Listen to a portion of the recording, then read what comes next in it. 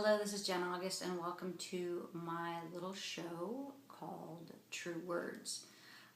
In this show, I decided to create something where I'm sharing with you songs that I've written, journal entries, and really wanting to share true words about my experience in my life, and invite you to share true words about your life and your experience.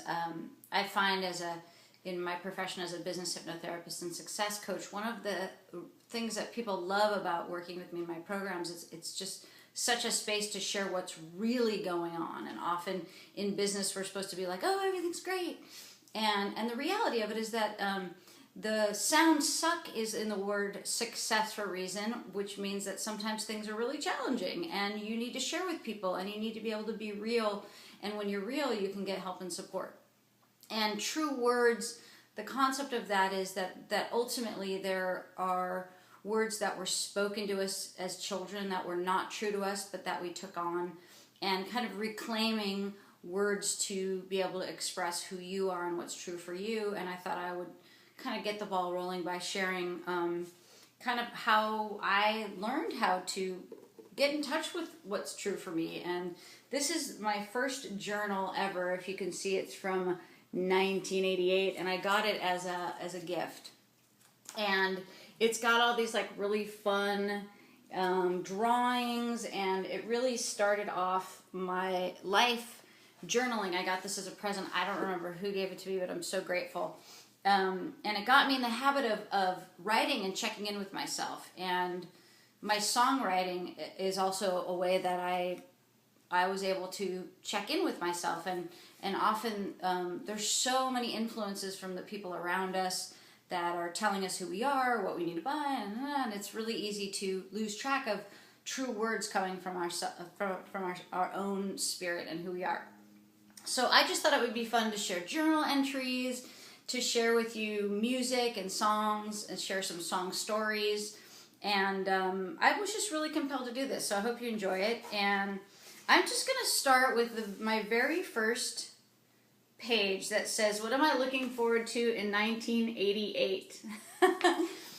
A great romance, a raise if I'm not fired first. I worked at a bagel store. And to be able to spend the summer with my friends. So that's what I was looking forward to in 1988. And New Year's memento, I actually got to go to Holland. I got to visit my sister, who is an exchange student in Holland, and I had a really great time there because you could drink no matter what age. They just gave you alcohol, which was awesome for my high school self. I was like, yeah, I get to drink beer in Holland. So I just wanted to read until I'm embarrassed and I have to stop. Just my very first entry. I went to physiology in my first period, and then went home and slept till 4. I never wrote about what happened with John. We both agreed it was working. It wasn't working, and he was just too dumb for me. Okay, so that's not what happened. I dated this guy who was a football player, and the guy had nothing to say. I mean, nothing to say. It was just like, I was like, hey, John. He's like, and he was sweet as can be, but, and that's not what we decided, that we needed to break up because he was too dumb for me. We just broke up, and that was just me being mean. Today was my first day back in school. Depressing. Right now in my life, I'm searching a little too hard for a group of good friends, juniors, because all of my senior friends are leaving soon. I am really neglecting my Oakwood and Trip friends. So I went to a private school called Oakwood. There was a movie called Less Than Zero that I heard is about Oakwood, and it was my parents. We were the poor kids at my school because my dad was just a doctor, and we had like super famous people's kids went there, like the Zappa kids, and Henry Winkler's stepson Jed was in my grade. Awesome guy. I mean, and these kids would be getting like Porsches for their birthday. So I'm talking about how I miss my friends. I left my private school to go to a big public school, which was a total culture shock. And then I went on a cross country bus trip when I was in 10th grade, where we traveled all around the country, and it was amazing. It was really fun. Dorn's living with us, and it's really nice to have him here. This is a family friend whose father passed away, and I grew up with him. Like, I grew up, we were the divorce clan. My mom and dad divorced.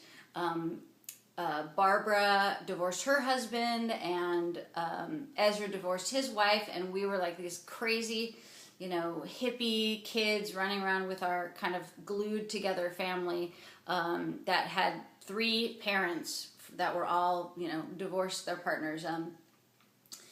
We had Ezra and my mom, Marcy, and then Barbara. And my mom has 3 kids. I have an older brother and older sister, and then there was Dorn and Michelle, who was Barbara's kids, and then there was Marnie and David. And Marnie and I have talked a lot about writing a script about our childhood, because it's kind of unbelievable what we survived. So Dorn had come to live with us because his father had passed away, and I wrote Marcia Darren a letter telling her that I was upset that our friendship has deteriorated, and I wanted to understand what happened, but I haven't talked to her yet. And Marcia Darren was a friend of mine. I would be completely mortified if she saw this, or anybody his name that I mentioned, just because, I don't know if they would be pleased to have their name on here. But anyway, so I just wanted to share that one of the really interesting things that happened to me was that after I got into a car accident many, many years ago, where I had nothing to do but read through all my journals. And I have journals from, this is my freshman year, all the way up until 2007, when a boyfriend read through my journals, and I just stopped writing, which was really hard. But then I started writing again, and now I actually audio journal on my iPhone. One of the really interesting things that I read through all of my journals, because I had nothing to do but lay on my back, and what I discovered was that what I believed happened was very different than what happened. And it just shows you that the way the mind shifts and changes things to become comfortable with what's happening. And there were just so many, it was just so interesting. There were so many incidences that I had made up in my mind that happened in a certain way, and then when I read my journals, they didn't. So it's one of those really interesting things when you look at the mind and the way that our belief system is created about ourselves. We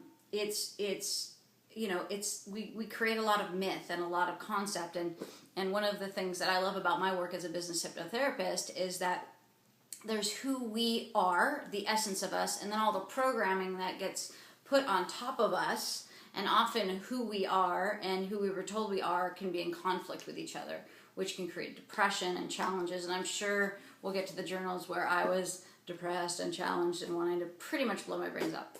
And I discovered hypnotherapy, and I was raised by a therapist. My mom is awesome, brilliant woman, and a stomach ache was never just a stomach ache. What's going on?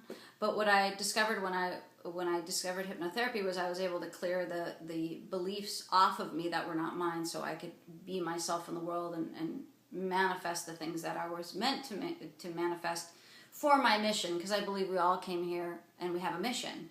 And it's the journey, the joyful journey of discovering the mission, allowing yourself to have it, and the work it takes to bring your dreams alive. And that's why I love working with heart-based entrepreneurs, because they don't just want to make money, they want to change the world, and they're willing to do whatever it takes.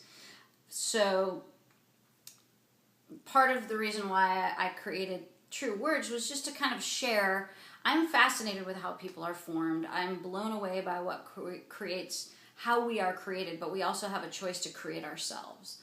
So through this series, I'm just going to share with you my experiences through my journals and through my songwriting, and we are going to have a great time. So get on my site and share. I have Jenn August True Words, and share about, did you journal as a kid? How do you get in touch with the truth in you? And I look forward to going on this journey with you.